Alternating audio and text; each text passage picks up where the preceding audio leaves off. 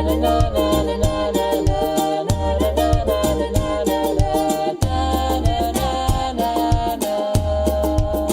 hello. Welcome to Inspiring Women with ADHD. I am Renee Allen, the host of this podcast, and I am so happy to be here with you today. So something that is not the topic for today, that I just want to bring up at the beginning is I am learning the more I do this that I need to do it twice a week, because once a week isn't enough for it to stay in my brain how to do it. Because when I come up here not as often, I swear it just doesn't work to hook up the sound in the way that I need it to. And it makes me think about how James Clear, the author of Atomic Habits, says that in order to develop a habit, which is basically this learning curve in the brain, it's where the brain has figured out how to do it, and you can do it without having to think of every little bit or having to figure it out like it's all new. And he says it's not how many days does it take for that to happen. It's how many times you do it until that curve, that pattern, that path is in your brain to know how to do something. And we know that when we have ADHD, it's already hard to get yourself, one, to get past the overwhelm that may be in the way of actually doing something that you want to do, and two, focusing. And if you have to think of so many things, it can make it so you just actually don't do it. So I come up here, the last 3 weeks, I've been making my podcast once a week, and each time it's like I haven't done it before. And I am using a new audio interface, and that could be part of it. But yeah, I think I'm going to go back to twice a week. So I hope you're okay with that. I know I need it so that I can just have it not be an overwhelming process. And so I'm just adding on to James Clear. It's not how many times you do it. It's not how many days you do it, but it's also how frequently you do it. Because we could say we've done something 1,000 times, like playing the piano. I don't know if you play the piano, but if you play the piano, you may have practiced a song that you have played so many times that you don't need the music anymore to look at. And I know some people play without music anyway. They play by ear, but I play by sight. And if I play it enough, my brain, my fingers, my body knows how to do it without the music, which has actually been kind of rare for me because I haven't played the piano that consistently. And I definitely haven't played it in years consistently. I've hardly played it at all over the past 20 years. But back to this, there are songs that I could play, like The Entertainer isn't that from the movie Sting? Paul Newman and Robert Redford, they play The Entertainer at the beginning. I could play that. I can play that with my fingers, my eyes closed, whether there's a piano there or not. Now I go to the piano and I'm thinking, okay, where were my fingers? And I can only do maybe part of a line of it. I can't do the whole thing. Even as a cheerleader, I don't know if any of you were cheerleaders when you were younger. There were some cheers, some dances, some things that we did. And there are some that I can stand and do right now. Just like before I was a cheerleader in high school, we kind of pretended cheerleading in 6th grade or something and would make up things on the playground. There's one of those that I used to do on the playground that I can do, and it's relaxing for me. I can just do it, with, I don't know if you want to hear it right now, but thunder and lightning, ready on 3, 1, 2, 3. Things are frightening like thunder and lightning. Anyway, I can do, it's kind of funny when you think about the things you say in chairs, but I can do the arm motions without even thinking about it. And it's kind of relaxing.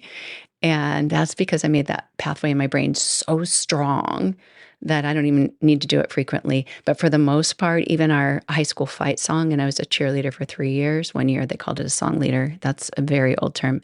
It was even used it was used when my mom, it was even used. That's how old it is. It was used when my mom was in high school, and it was still used at my high school when I was there. I don't think it is anymore.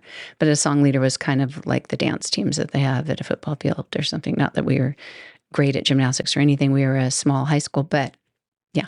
So I did that for 3 years. And we did our school fight song, whatever that routine was for that, for 3 years. I don't even remember all that.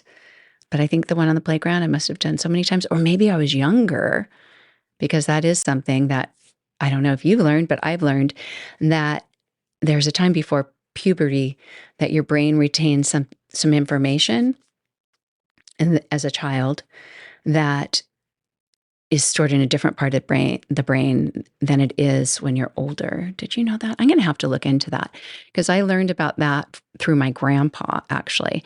My grandpa was born in Romania, and now it was like 120 years ago, but he was born in Romania, came to the US through Ellis Island off of New York City, for those of you who don't know Ellis Island or US history. And he immigrated with his mother as a young boy. He knew Romanian as a young child. I think he was 6. I should know this, but that's one of the things my brain doesn't do is retain numbers very well, factual numbers. But I think he was 6. Anyway, but he didn't, okay, side story. When he was in his 70s, he went back to Romania for the first time and found out that his whole life, he actually thought he was 2 years older than he really was. And he thought his birthday was in November, and it was actually in September. They weren't even the same days. They were, I think that the November birthday that he was celebrating was a christening date or something. But I think that's how it went down. But if I look up, I actually keep records, and I'm looking it up right now. Grandparents, aunts, and uncles info. It's just another side note. I think I've mentioned it before, but I keep a lot of information that I want to have at my fingertips in Google Docs. And that's a hyper focus of mine, is to spend a lot of time making all these categories and figuring it out. But before I tell the birth dates, because that's important to me to have factual information given if I can. It's not always possible. But anyway, my grandpa learned Romanian as a child. It took him a while to learn English. It was his second language. And I know he was teased as but the part of the story that I'm trying to get to with the memories and the things that we remember maybe in a different way or better from when we were younger. This is what I learned, not from reading anything on the internet. So I haven't researched it specifically to see why this happens or where it happens in the brain. But when my grandpa was older, he was in his 90s. He lived until he was, looking at my little document, 95. So when he was older, his last year of life was the first time I thought he looked actually old. Before that, I always said he looked 20 years younger. And that last year of his life, his body wasn't doing as well. So yeah, that all of a sudden I thought, okay, yeah, Grandpa's not doing well. He's looking older, but he was 95 years old, and he would have little strokes. And I don't think they were major strokes because he could use his hands and he could still speak when he came out of them. And that's also something I'm not very knowledgeable about, is the difference. But I do know he was full functioning when he would come out of his stroke. When he was having the stroke, because he was cared for at home at that time, and I'd go over there. I was married and had children at that time, but I came and visited. One of the things that would happen, and I hope my granddaughter doesn't come in. She's here and she's walked in a few times before I started, but we'll see. Anyway, when he would have these strokes, it would cause the part of his brain that stores memories past childhood. It would affect that part of his brain, but it didn't affect the part of his brain where the memories or the knowledge is stored as a child. So during that phase of the stroke, he could only speak Romanian. Isn't that fascinating? He could only speak Romanian. No one could understand him. My grandma didn't know Romanian, none of my aunts and uncles or my mom, but that would happen. And then he would come out of the stroke and he spoke English again. And that happened multiple times. And I thought, that is fascinating. So maybe that's why I remember the cheerleading from the playground more than some of it from high school. I do remember a little bit from high school. But why I even got on that topic, I'm trying to decide. Oh, because I also think it has to do with how often we do something. How often we do something, not just how many times, adds to the memory and how we're able to recall information. Although as we get older, and you may have experienced this, sometimes that information's in there. It's not because of a little stroke. It's not available. And you know. And you think, if I'm not trying to think about it, I'll probably remember. And that happens so many times. That's something I've tried to do recently, is not look it up on the internet and give it a little bit of time. Maybe 10 minutes later, when I'm not talking to somebody about it, that person's name will come to mind. And I'll think, why couldn't I think of it then? I think it's because when our brains are trying, for some reason, they don't work quite as easily when they're maxed out. But the actual topic of today's podcast doesn't have anything to do with this. There's just some things that are interesting at times to talk about, and that was it. Had to get it out of the way so I could talk about the topic at hand, and that is diagnosing ADHD in adults. And I thought I'd talk about this specifically instead of just referring to it here or there, because many people are curious about it. And it can be different for different people. It may depend on the doctor that you go to or the standards that they have, the criteria that they have in their medical group. You may decide that you don't need to spend the time, the money, the effort to actually go to a doctor and get a diagnosis. And that's fine too. I validate anyone who says, I have ADHD. I don't need to find out if they've had a diagnosis. And especially if they don't care about it, I can see it in them. They can see it in me. We're buddies. But I do want to tell you about the tests, at least the ones that I have learned about. So I'm going to start with one that's not as common to get when you go to the doctor. And I only know about this because my daughter-in-law got it. She went to a psychiatrist doctor who was a resident multiple times, and that resident was convinced that she didn't have ADHD, that she had anxiety, and she needed to be treated for anxiety. And she had been treated for anxiety before. But this psychiatrist thought if we just manage your anxiety, then whatever you're doing that you think is ADHD will go away. So that wasn't working out very well. It wasn't changing anything. She had already tried anxiety medications, but she was trying what this doctor had, and she was frustrated. She even brought my son with her, who was going to medical school at the time. Now he's a resident.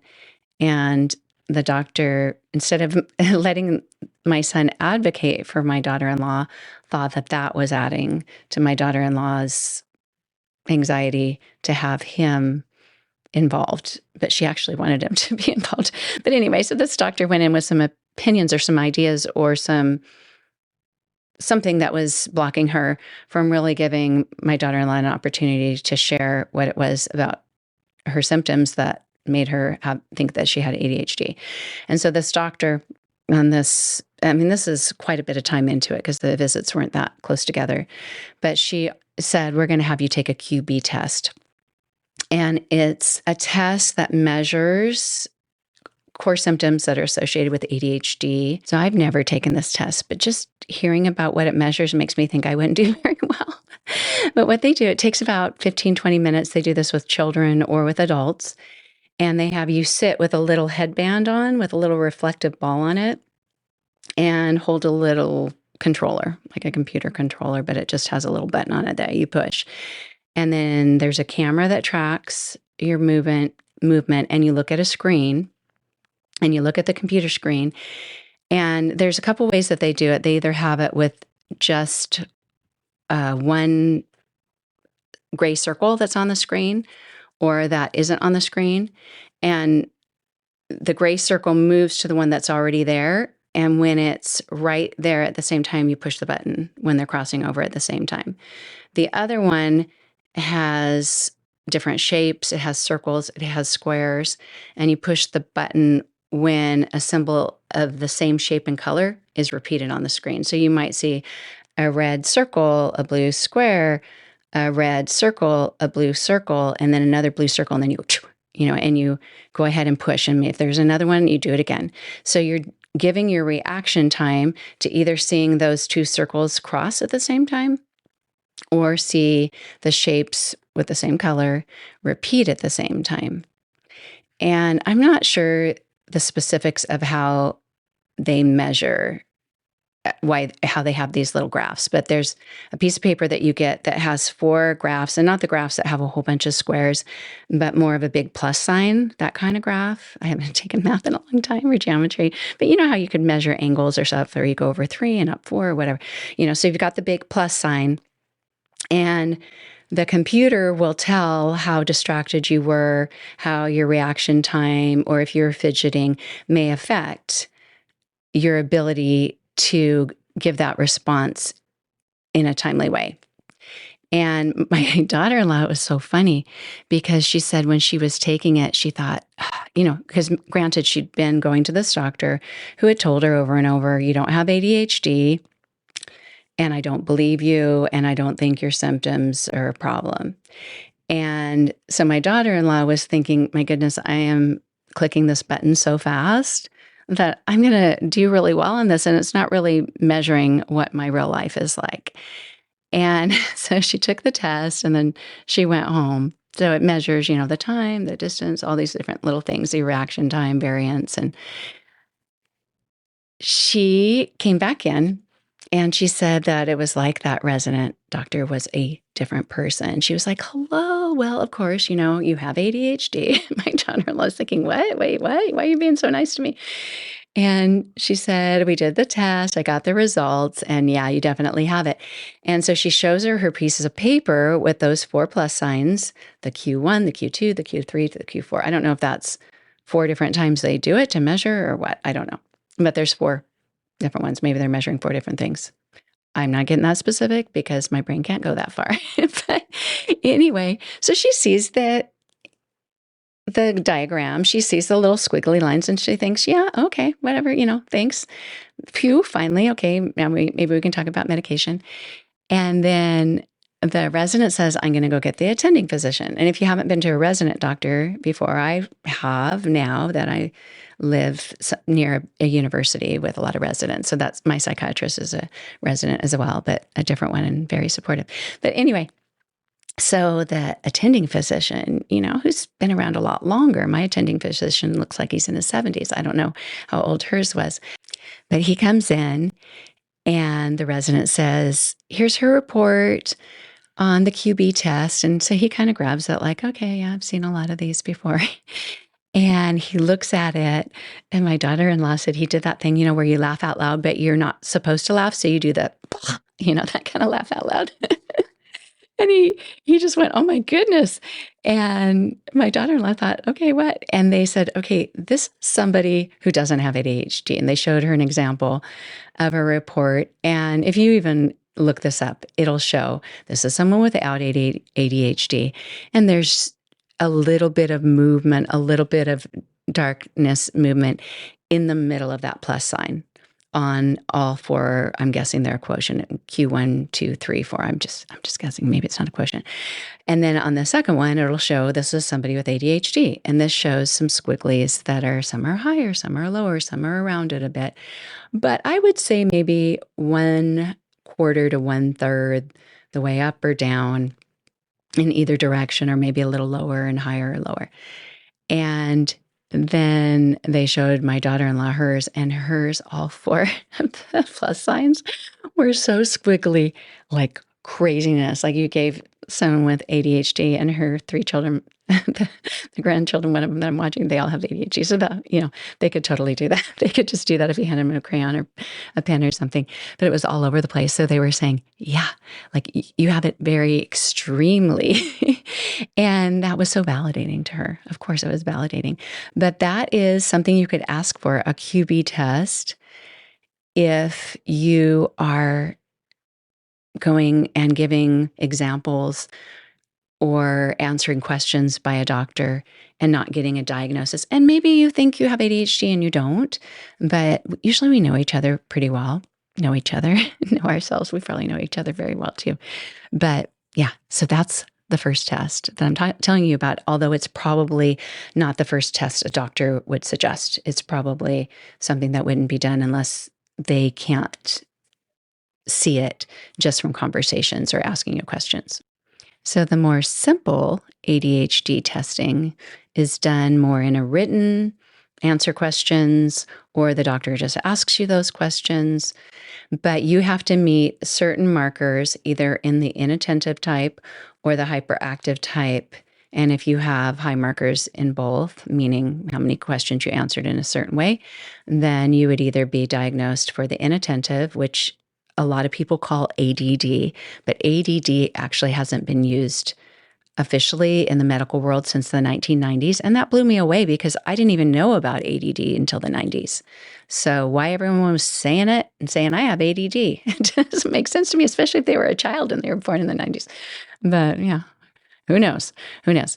But back to the testing.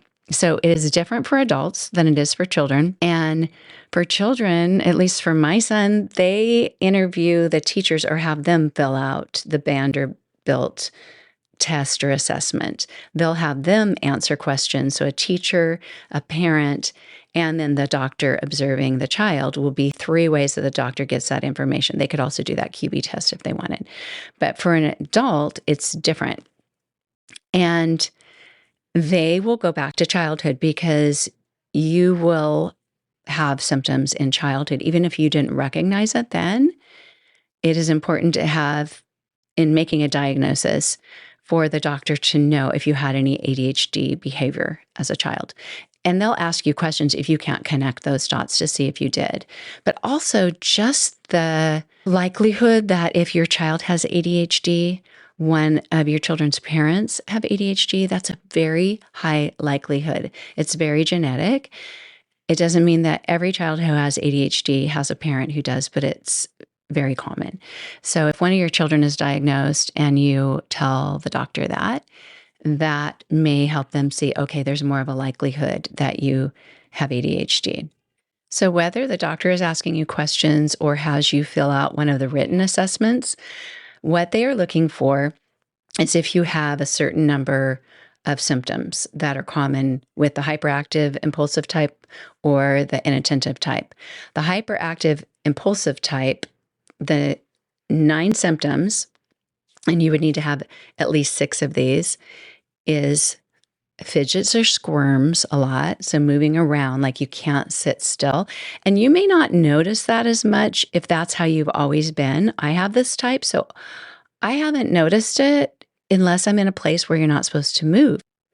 I found it very, very noticeable in myself when we started doing a lot of Zoom, having either a Zoom meeting or a Zoom family reunion or someone's birthday, let's all get on Zoom, or even church. There were different things that we did on Zoom that we didn't do before. We did it in real life. And in real life, I didn't notice as much if I was fidgeting or moving around, maybe a little bit, but not as much.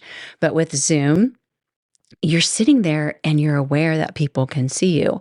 If you don't have your video on, you could walk around the house, you could do dishes, if you're muted or whatever. And it's like a phone call. No one really knows what you're doing. But if you're sitting still and you have that screen that you're looking at and you can see, if I get up, I'm sitting right now and I want to get to a kneeling position, or I actually would like to go lay down, but then I have to move this here. It becomes very evident that what you're doing is distracting to the people there. And I found it crazy, crazy hard to do that. Teaching yoga is different. I can still teach yoga on Zoom because I'm expected to move. I'm supposed to move. I'm doing yoga. So I can talk, I can move, and I can move around. But I just did a little Zoom reunion with old college roommates a week or 2 ago. And granted, I was on there for 3.5 hours because I have to be the last one talking. I don't want to miss anything. Even if I'm not talking the whole time, I want to be there till the end if I can. But anyway, it was really hard because I did have to change what I was doing. I had to change where I was sitting. I had to change the lighting, and I'm distracted by a lot of that. And if you're distracted by your environment, or if you're uncomfortable in your body, not meaning like, oh, I'm not comfortable with my body, more like, I can't sit here for very long. I can't sit still. That's fidgety. So that's just one of 9. And I talked about that for how long? But this is also related to it. Gets up from their seat a lot. So that's also fidgety, squirming. Or even if you're sitting still and you realize I'm flapping my hand a lot, moving my hand around, my foot around. Yes, yes, yes, yes, yes, yes. Runs or climbs at inappropriate times. That's probably something that more likely a child does. I don't know that I do that. But growing up, I did cartwheels at inappropriate times all the time. I did them in the grocery store. I did them in my house. I accidentally kicked my mom once because I just impulsively did a cartwheel and she was right behind me in the hallway. So yeah, has trouble sitting or play it quietly, which sounds like a child thing, but anything, if you have a hard time being quiet or still, always on the go, it's like you're driven to do. That's kind of a funny thing, because if you have that on the go, driven, I'm going, but you also have the overwhelm and I can't focus. It's probably just being on the go for what you can do, what you're good at functioning with. Another one, talking too much. And I really don't like that they say talks too much, because who decides what's too much, right? That's already giving any of us who do that a big negative, and I don't think that's fair. Blurts out an answer, blurts out an answer before the question has been completed. And I could say that's redundant, because if you're shouting out the answer, saying the answer before the question's been completed, that's already blurting. But I guess blurting is also giving the answer without being called on, because that's me, past and present, is someone asks a question and you're supposed to raise your hand and you don't even know you're doing it. You've already just answered the question. So sometimes you know, I can't help myself, but other times it happens. That's an impulse to answer.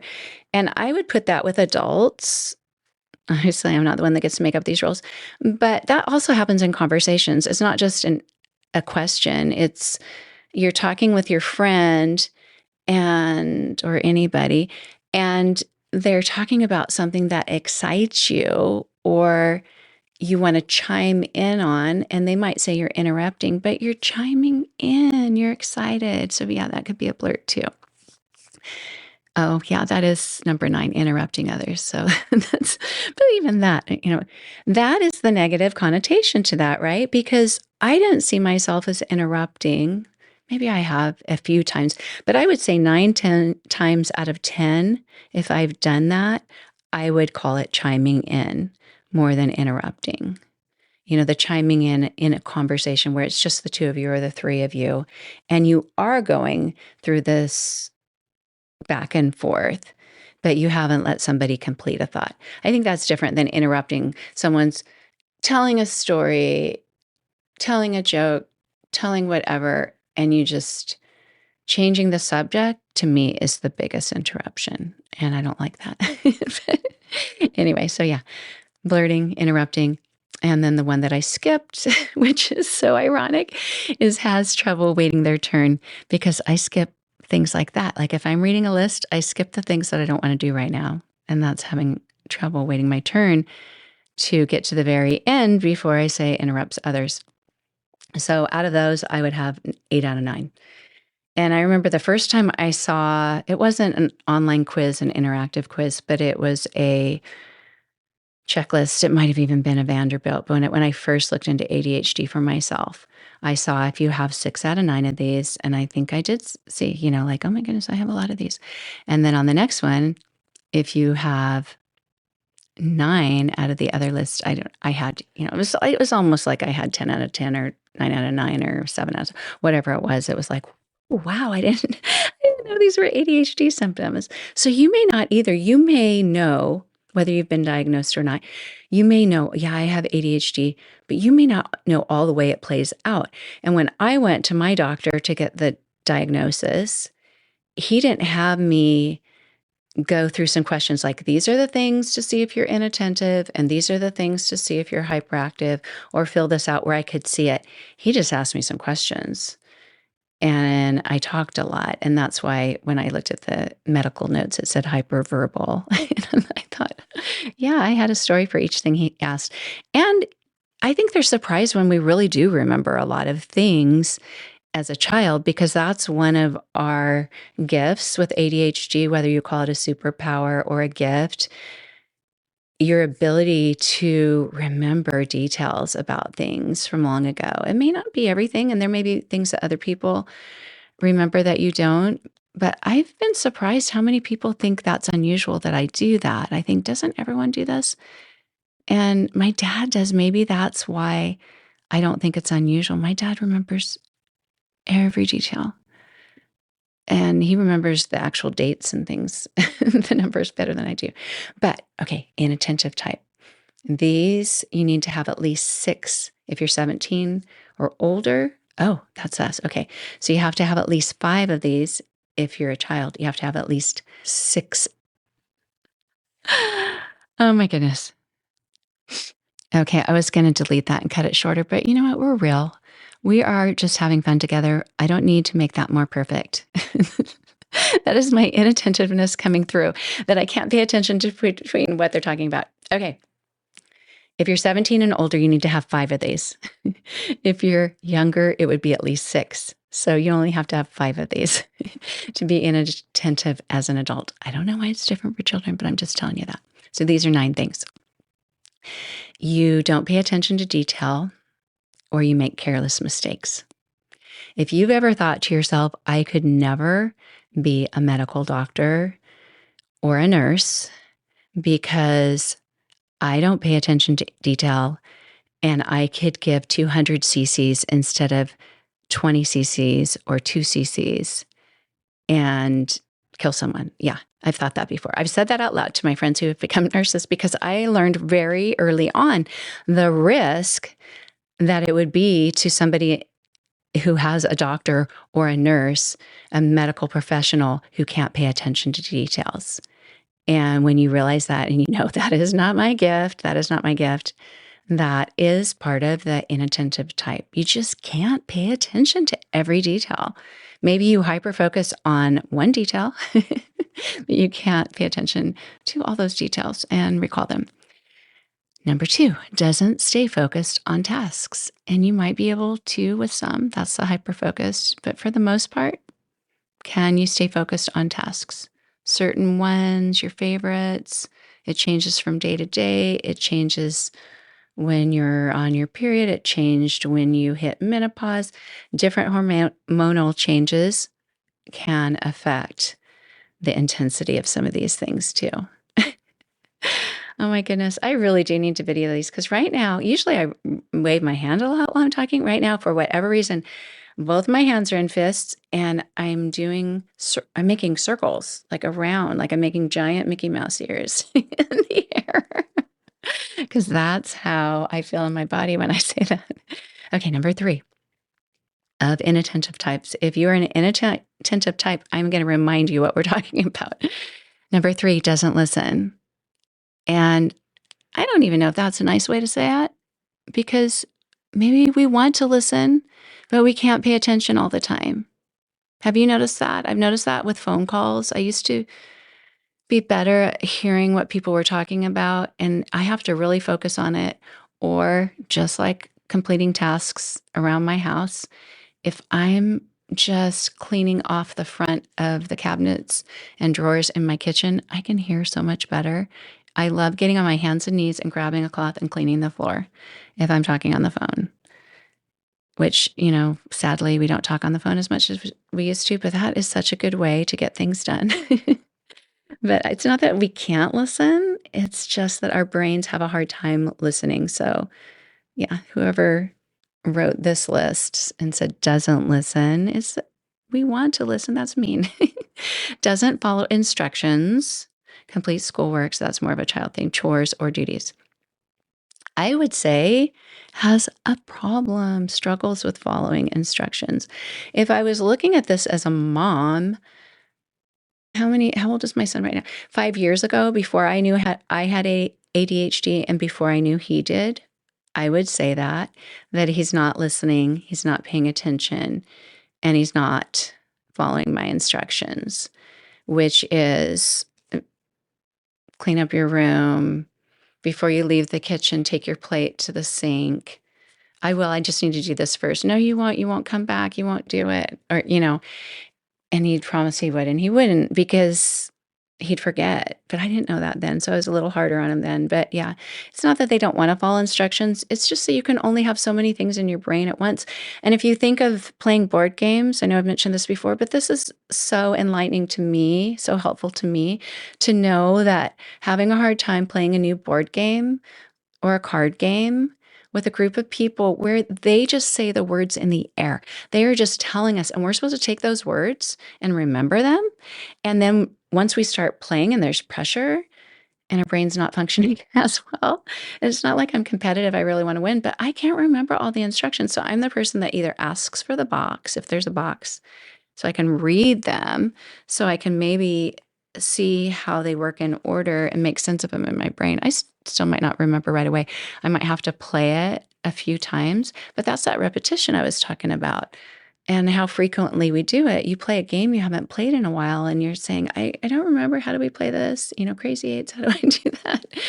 But if it's something you play all the time, it's not that you're not following instructions.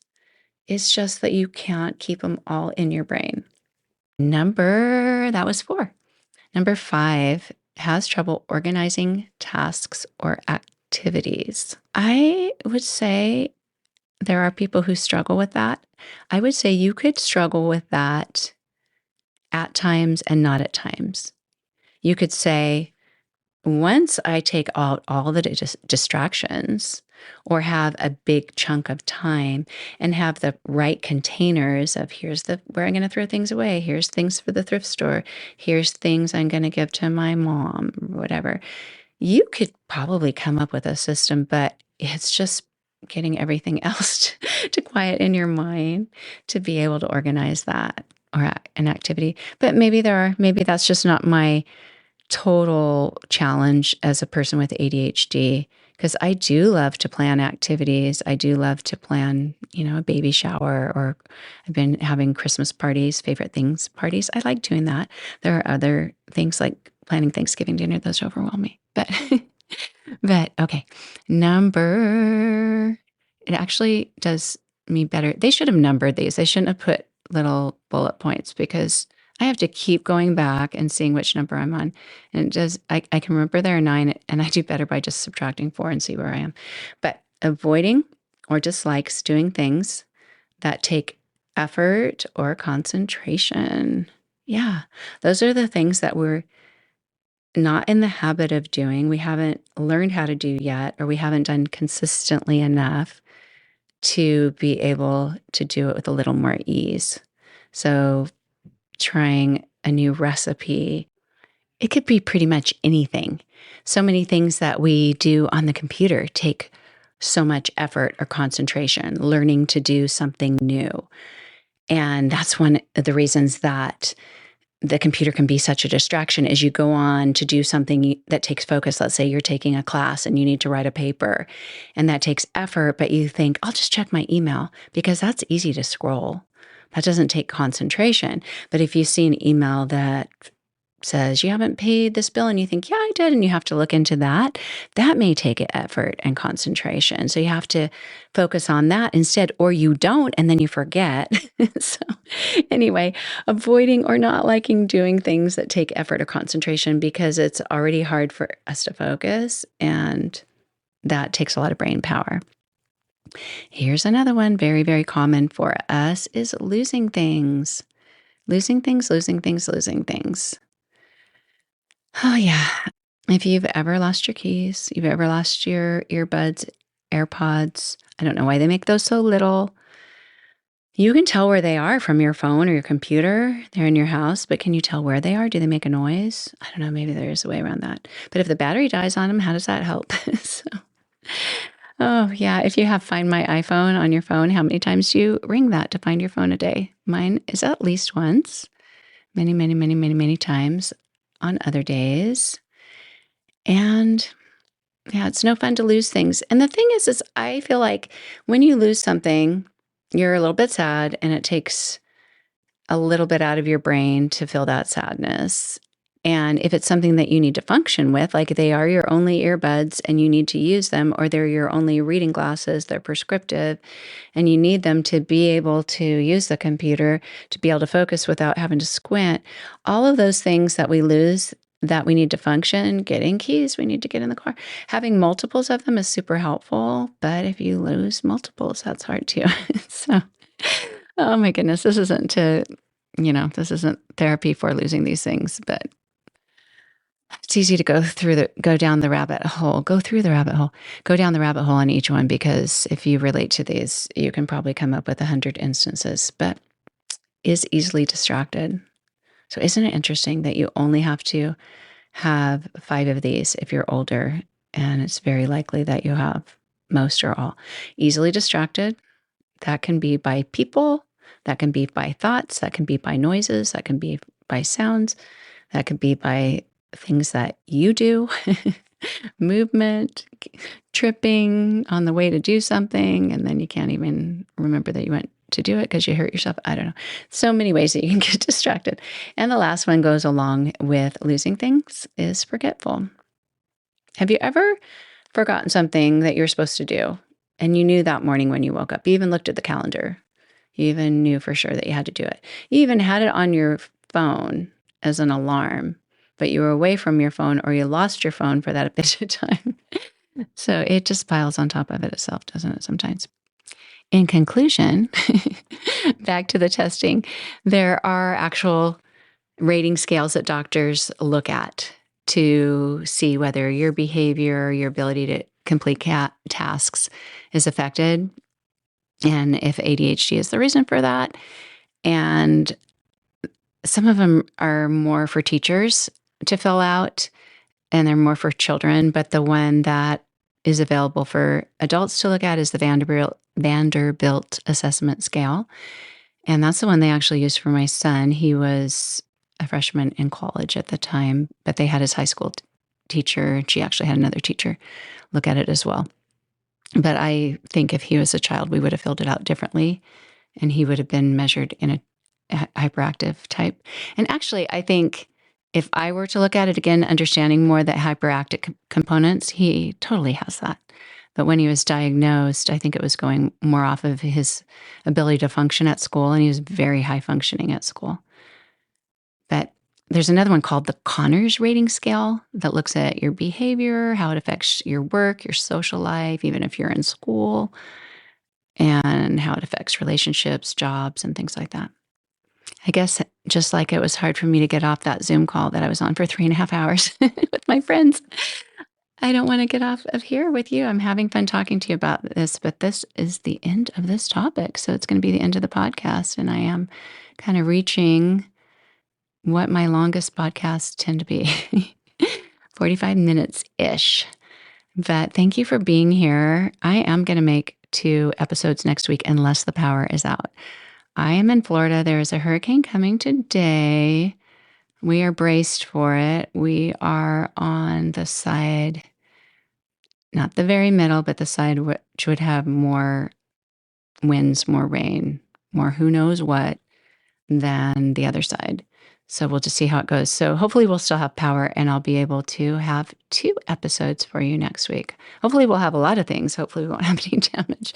And I hope everyone stays safe wherever you are, whether because of this or something else. But thank you for being here. I'm actually getting closer and closer to making the ADHD test that I've been dreaming of having on my website, which is not only a test that measures ADHD, but is written in a way and is given in a way that won't drive somebody with ADHD crazy, because I have a hard time taking those tests when they're online. Maybe I'm the only one. That's something I think a lot with ADHD, but maybe you think that too. So hopefully by next week, I'll have that up and running. I wrote on my website that it would be available October 1st, which probably seems like, why would it take that long to make a test? Yeah. Like my mom would say, I could write a book about that. I could write a book about all the reasons why. But I won't do that. But thank you for being here. Feel free to go to my website, reneeallen.com, renee-allen.com. I am trying to get better about being on Instagram. I'm trying to learn TikTok to be there a bit too. And who knows, of course, I want to be everywhere. But thank you for being here, and I'll talk to you again. Bye. Open windows, broken shadows. Frozen dreams are left for tomorrow. Without a cause. No time for a pause.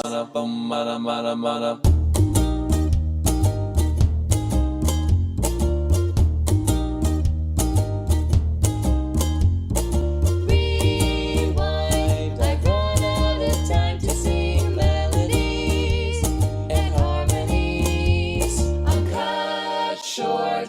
The silence of sound has yet been found, but not by me.